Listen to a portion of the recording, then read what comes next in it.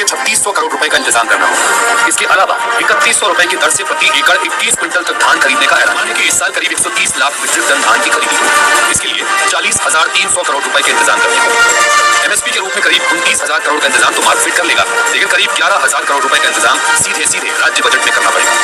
यानी सिर्फ किसान से जुड़ी 2 घोषणा पूरी करने में ही करीब 44,000 करोड़ का इंतजाम करना होगा।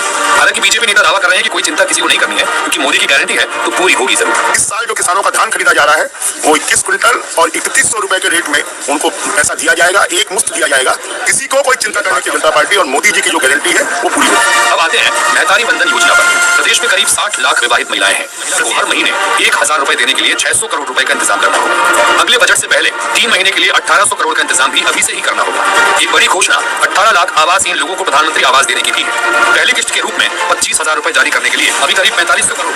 गैस सब्सिडी योजना के तहत गरीब महिलाओं के लिए घरेलू सिलेंडर 500 रुपए में देने का वादा किया गया है। फिलहाल घरेलू गैस सिलेंडर 974 रुपए में मिल रहा है। 500 रुपए में देने के लिए 474 रुपए की सब्सिडी देनी होगी। प्रदेश में बीपीएल वर्ग के करीब 36 लाख कनेक्शन है, यानी एक महीने के लिए 170 करोड़ की व्यवस्था करनी होगी। अगला बजट 3 महीने बाद है, इसलिए 3 महीने के लिए 510 करोड़ का इंतजाम भी सरकार बनते अनुपूरक बजट नहीं करना होगा। यानी कुल मिलाकर इन टॉप के 5 वादे पूरे करने के लिए सरकार को 50,000 करोड़ से ज्यादा का इंतजाम